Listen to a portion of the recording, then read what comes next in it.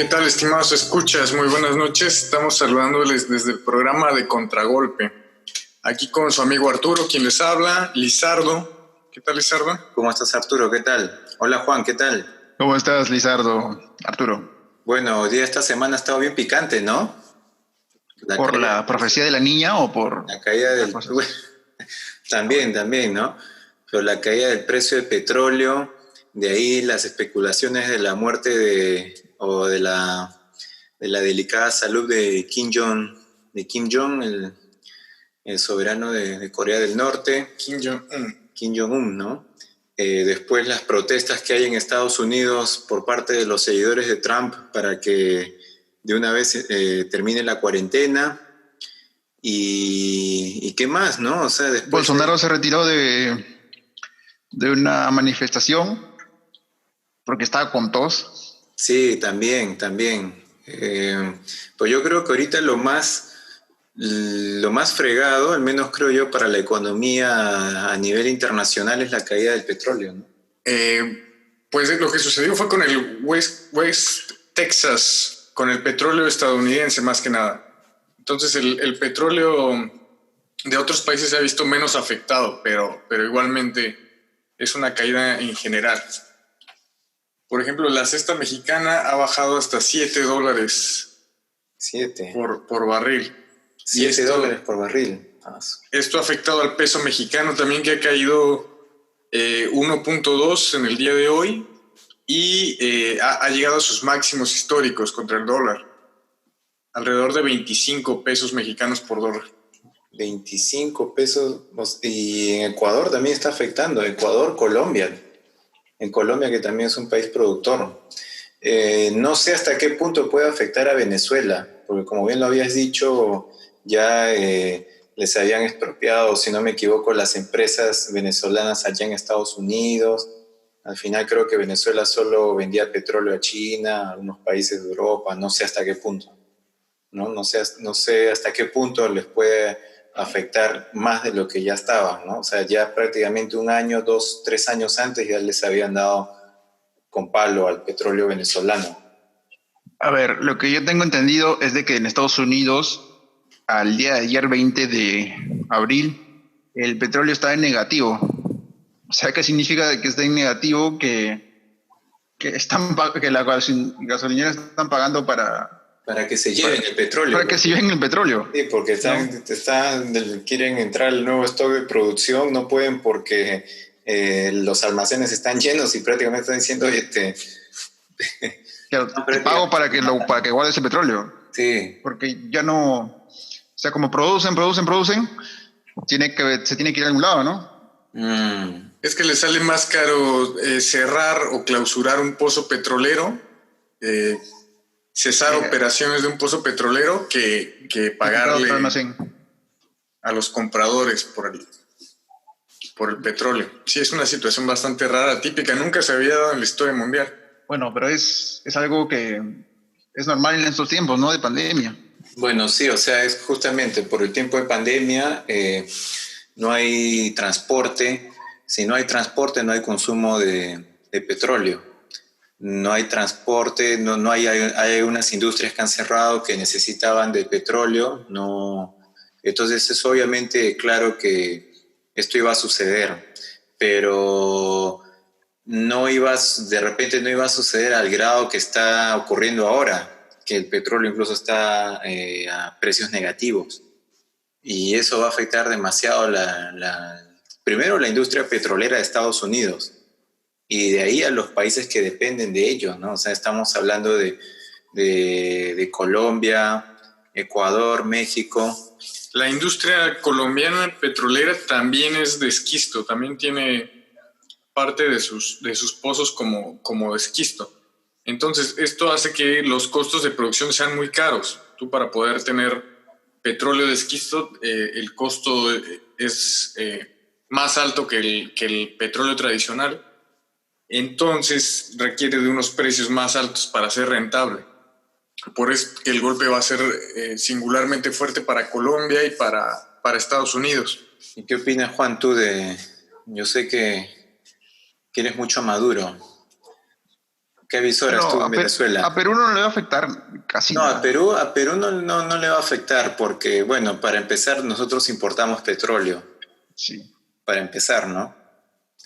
Pero ahí, bueno, si bien es cierto, nosotros importamos petróleo, no sé hasta qué punto todavía los precios irían a cambiar, porque se supone de que el precio de petróleo, si es que ya ha bajado, lo más lógico es de que bajen el precio aquí de la gasolina, etcétera, pero me parece que acá todavía están usando un precio que ha sido adquirido hace un mes. Me parece que los precios se actualizan cada mes, no sé si son por nuevos contratos, etcétera. Sí, sí, la caída, lo que ha caído es lo de mayo.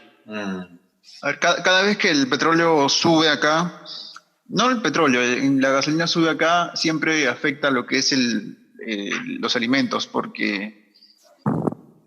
su movilidad.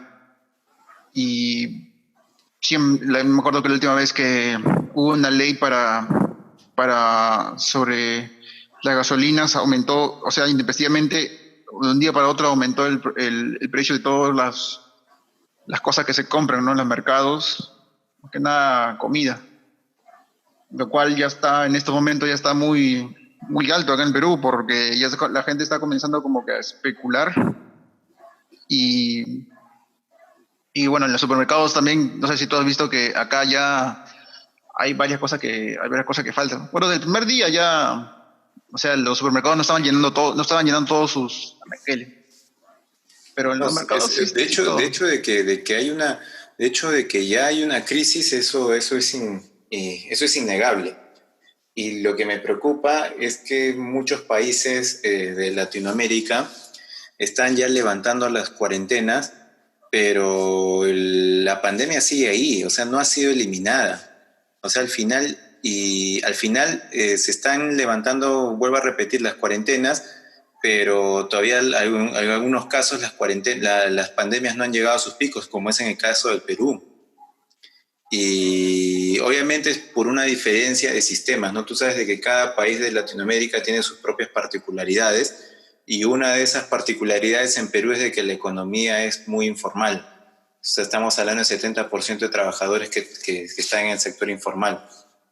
Y esto Bueno, obviamente principalmente es por eso una, han levantado la cuarentena y esto es en otros obviamente países. muy distinto a lo que pasa en China, porque en China han levantado ya la cuarentena, pero como tienen otro sistema económico de organización distinto, entonces lo han podido llevar mucho mejor. En el caso peruano, obviamente yo creo que no les queda de otra que levantar la cuarentena porque ya se les ha escapado de las manos todo y ya la gente ya quiere ir a trabajar, ¿no? O Entonces sea, ya sopesan, no sé, al final me muero de hambre o me muero del virus. ¿tú crees que el 28 creo que es el día en que termina la cuarentena? El 26 termina la 27, cuarentena. el 27. O sea, ¿tú crees que el 26 termina la cuarentena? Y que Vizcarra no No lo es va a que no es de que posponer. termine la cuarentena, sino es de que van a aligerar un poco las medidas, pero igual sigue siendo cuarentena al final. Pero a lo que yo voy es que, bueno, más que todo dejando el caso peruano, porque eso lo podemos hablar también en otro programa, es más que todo a nivel sudamericano. A nivel sudamericano, no sé si hay países, creo que ya están levantando la cuarentena, creo. Argentina ya está levantando su cuarentena y bueno, Chile En Chile ya ya están estaba hace una empezando a semana. trabajar, Pero pero ellos le están liberándolo por ciudades. en Colombia me parece que también, ¿no? En Colombia me parece que hace una semana habían aplicado lo mismo que nosotros aplicamos, esto de pico y placa de hombres y mujeres. En Bogotá nada más. No sé si les habrá funcionado o no. Ah, sí, muy buena pregunta. No, yo tampoco estoy bien informado al respecto de lo que se ve en Bogotá. Y bueno, y Ecuador sigue como sigue, ¿no? Dice, Ecuador con unos números bastante falsos porque tienen para duplicar casi su cifra. No, un poco menos. Alrededor de 600 casos de muertes dudosas que no saben si fue coronavirus o no fue coronavirus. Pero lo que es cierto es que solo en la ciudad de Guayaquil las muertes se triplicaron y no todo ha sido registrado como muertes por COVID-19. lo que pasa es que se mueren antes de que lo registren o tengan una cita en Claro, antes de que los el hospital. atiendan. Y al Ajá. final, eso es Y lo por que eso no o sea, al los... final todos los países van a tener que replantear sus metodologías de conteo de muertos por el virus. O sea, ahorita los pioneros que están replanteando eso es China. ¿Por qué? Porque ya han pasado esa etapa. Ahora están de nuevo en una etapa de replanteo, reconteo, que tarde o temprano lo vamos a hacer aquí en Perú. O sea, ahorita están de nuevo con la propaganda de que China está sincerando las cifras porque se han equivocado. Pero eso vamos a hacer todos los países al final, ¿no? O sea, eso no le veo nada de extraño, ¿no? Ahora están diciendo que creo que un laboratorio de Wuhan creo que fue el que liberó el virus y demás cosas. Ahora, eso nunca va a ser exacto lo que es a sincerar, porque ya eso es el campo de las matemáticas. Por ejemplo, en Guayaquil lo que han calculado es de que a la semana se mueren 6.000 a la semana se mueren 4.000 personas, y como esa semana hubo 6.000, están proyectando que 2.000 más o menos han sido los por el virus, lo cual es algo aproximado, ¿no? No es que siempre sea así. Entonces por eso, ese es más o menos, o sea, la cifra no va a ser real, nunca va a ser real. Igualito están usando, o están haciendo los cálculos así en China. Bueno, pero hay algunas cifras que pueden ser un poco diferentes, sí, pero lo de Ecuador ha sido directamente esconder las cifras, ¿no? Al inicio del problema en Guayaquil, ellos se desentendieron completamente y dijeron que todo era una mentira del correísmo, que eran grupos políticos que querían dañar la imagen, al ¿no? país y con el cómplice tratamiento de los medios latinoamericanos, que como no pasa en Venezuela, no les pareció digno de mencionarse. Es un poco grosero, porque si o sea, igual lo mismo ha pasado aquí, o sea, hubo aquí casos de que la gente ha estado en Iquitos comiendo o sacando comida de la basura, pero nadie le ha dado la debida atención. Pero si eso hubiera pasado en Venezuela, entonces ya te imaginas, estaríamos ya imprimiendo diarios al respecto. Hasta en la Antártida. Ahora, eso de que la gente saque la basura, eso han habido casos así sin que haya epidemia. ¿Pero por qué? Porque, pero ¿qué es a lo que voy? Pero ¿por qué no vale eso aquí, pero si sucede en Venezuela sí? O sea, es noticia internacional. Porque tenemos a los venezolanos acá en nuestra cara. Es un tema ideológico, ¿no? Es un tema político. O sea, al final todo lo que sucede en Venezuela, que sucede al final en Latinoamérica es malo, pero si sucede en Perú, es lo normal, ¿no? Si sucede en Ecuador, es lo más normal del mundo. Estoy escuchando a tus inquilinos venezolanos ahí que te están tocando la puerta. Cuidado. Bueno, también ha habido protestas en Estados Unidos. Bueno, sí, es que es un sector de la gente de Trump, ¿no? Todos los conservadores han salido a protestar en algunos estados específicos donde les han hecho la cuarentena, porque estas personas no quieren la cuarentena, quieren salir a trabajar y creen que el virus o es un invento del socialismo o no creen en el virus, ¿no? Es un invento del comunismo chino. Para acabar con la economía yanqui. Pero, ¿acaso los puedes culpar? O sea, su líder Trump ha estado diciéndoles ese discurso desde hace meses, que no pasaba nada, que era una gripita, que en abril ya se iba, que con el calor del verano ya se muere. El virus chino y qué sé yo. Entonces, pues obviamente esta gente tiene la cabeza hecha una chanfaina intelectual y emocional, ¿no? Porque ven que de pronto su país está siendo el más afectado por la gripita que iba a desaparecer con el calor. La gripeciña, como diría Bolsonaro. No saben cómo reaccionar, ¿no? Y debe ser muy difícil que tu país, en las películas, en la televisión, siempre es el que salva al mundo, ¿no? Siempre es un héroe norteamericano el que llega y acaba con los zombies, acaba con los extraterrestres. Y de pronto llega un virus chiquitito y ¡pam! Les deja sin defensas. Y ese virus ya te desarma todos los argumentos de las futuras películas, ¿no? Claro. Entonces, ¿qué puede pensar esta gente? Que obviamente no dan crédito, ¿no?, a lo que sucede. Mira, y el canciller chino ha sido bien claro, dice, o sea, tú sabes de que ahora último Trump ha estado con ese discurso, ¿no?, de que el virus es chino, que lo han liberado en China para afectar la economía de todo el mundo, etcétera. Y Trump ha estado diciendo, oye, al final vamos a enjuiciar a China para que dé una indemnización al mundo, si no me equivoco, ¿no?, etcétera, ¿no? Y el canciller chino le dice, pero es que alguien ha pedido indemnizaciones por el SIDA, ¿no? O sea, al final yo creo que nadie ha pedido una indemnización por eso, ¿no? O sea, no tiene ninguna base lo que dice Trump. Bueno, lo que pasa es que Trump es como Maduro, Bolsonaro, que les encanta hablar sin que sus palabras tengan repercusiones, ¿no? O sea, él puede decir lo que quiera de vamos a encochar a tal persona. Todos sabemos de que es fanfarronear.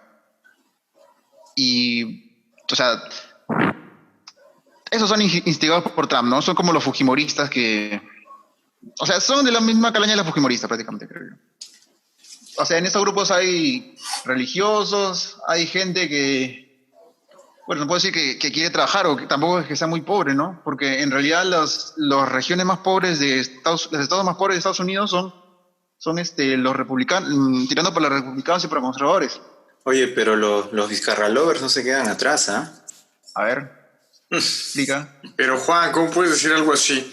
Por ejemplo, la última vez que un presidente estadounidense salió con esas bravuconerías, terminó en la invasión a Irak, ¿no? Que dijeron que los iraquíes que tenían unas armas, que con esas armas se iban a cargar a cualquiera, y de esa bravuconería han quedado millones de muertos, al menos. Lo que pasa es que yo hablo del tipo de comunicación de Trump. O sea, mira, Trump es el presidente menos diplomático que se puede decir. Por ejemplo, tú me estás dando el ejemplo de Bush. Las personas tienen las pistolas, los misiles para llevar a cabo sus amenazas.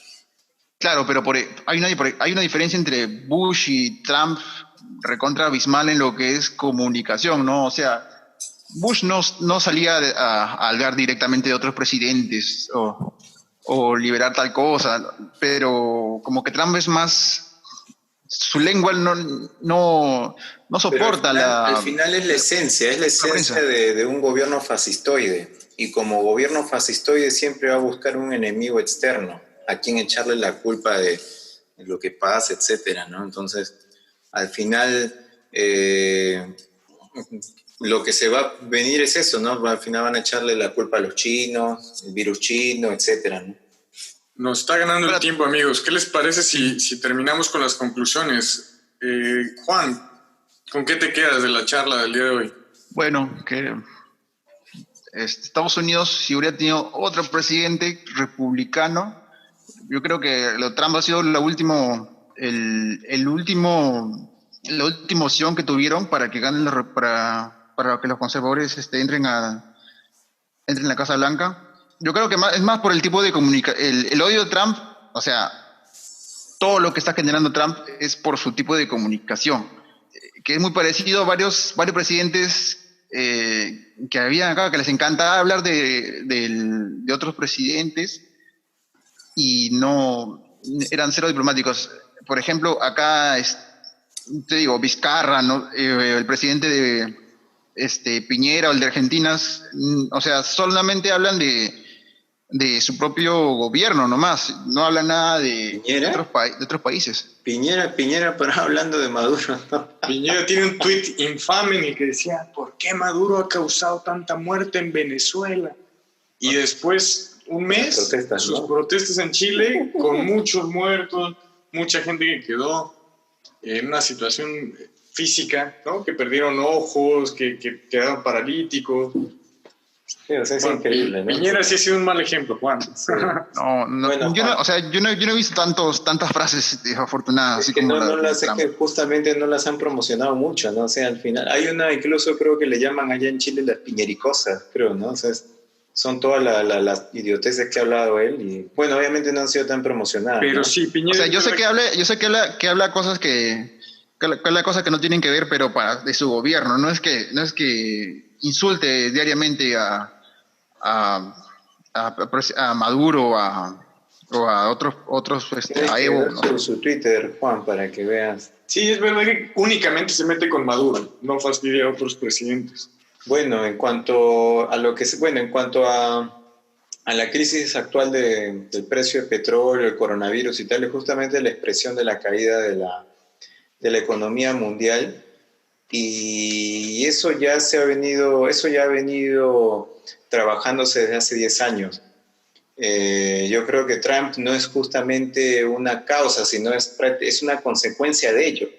Trump es la expresión de la decadencia de Estados Unidos, es la expresión de ese imperio que todavía se resiste a caer. Y tal cual como bestia herida, una bestia herida se resiste a morir y se vuelve más fiera, se vuelve más salvaje, se vuelve más salvaje, y eso es justamente lo que está sucediendo con Trump ahorita. Y Estados Unidos va a resistir mucho antes de ceder ese primer puesto como líder de la economía mundial y como país potencia mundial, ¿no? No se sabe qué es lo que va a pasar, no se sabe, pero al menos ya estamos viendo de que después de que acabe esta pandemia va a haber justamente un cambio de hegemonía mundial, y habrá que ver cómo eso va a suceder. Pero, o sea, tú estás pronosticando que están en decadencia y que de aquí con esta crisis Sí, yo creo se, que sí, o sea, se mueren. ya es la decadencia ya es indiscutible. Habría que ver, ¿no?, en qué términos es, etcétera, ¿no? No sé, ¿tú qué opinas, Arturo? Pues sí, yo creo que iba a decir el imperio, pero no. Los Estados Unidos están pasándola bastante mal, tanto por el impacto del virus como por la situación del petróleo, ya que algunas de las grandes compañías petroleras como la Exxon son estadounidenses. Y como habíamos comentado antes, el petróleo de esquisto es muy caro y es una industria multimillonaria en los Estados Unidos que va a sufrir duras consecuencias. Mientras que el rival, China, pues no podría haber alguien más contento en la situación, ya que ellos van a empezar a comprar el petróleo que necesitan a precios baratísimos. Entonces sí es verdad que la situación de Estados Unidos está muy comprometida, y lo que me preocupa a mí es en qué puede derivar esto de forma ideológica, qué clase de cicatrices puede dejar en la población norteamericana. Pasar del primer puesto tal vez al segundo puede ser un trauma muy difícil de aceptar, y que como han estado haciendo, van a tratar de explicarlo con cualquier... Como es el caso de la Alemania nazi, ¿no? Claro, con cualquier chivo expiatorio, ¿no? Ahora, en el caso que tú mencionas, los alemanes le echaron la culpa a los judíos. En este caso se le van a echar la culpa a los chinos, a los rusos, A los inmigrantes, etcétera. a los inmigrantes, a todo el mundo, y vamos a ver eso en qué deriva, y puede ser una situación muy peligrosa. Ahora, yo creo que esto es más, lo que está hablando más porque está en campaña. Pues el rival de Trump, Biden, está en lo mismo, ¿eh? También está culpando a China, y de hecho está acusando a Trump de ser pro-chino, de ser suave con China. Entonces, y precisamente por eso es que son el más grande peligro para el mundo, porque a ellos no les importa acabar con el virus, sino les importa su economía. Entonces son un claro. campo apropiado para que el virus florezca, mute, se transforme en una versión todavía peor del virus, y después eso nos va a afectar a todos. Pero a la vez también es su, como se dice, su fortaleza, porque ellos van a seguir, ellos van a salir es que no es que el virus los va a matar, porque al final el virus va a matar a la misma cantidad en proporción a la misma cantidad de gente en cada país. Ellos ya como que ya todas las personas que se deberían morir ya se están muriendo prácticamente en su país, y ellos normal, o sea, ellos no, o sea, que no se pueden ayudar como todos ¿Por qué los demás sucede países. eso, no? Porque es un país, bueno, o sea, de un país, o sea, las suetos, como quien dice, preocuparse más por el tema económico que por la integridad y salud de su gente. Claro. Ahora, como te digo, justamente eso es la expresión de su decadencia, sin más ni menos. Bueno, pues lo dejamos hasta acá por hoy, muchachos. Agradecemos a todos nuestros oyentes del programa de Contragolpe que estuvieron con nosotros el día 21 de abril en esta emisión de la charla de Contragolpe, el tema internacional que hemos tratado el día de hoy. Agradezco mucho a Lizardo y a Juan que nos han acompañado. Gracias. Saludos Juan, saludos Arturo.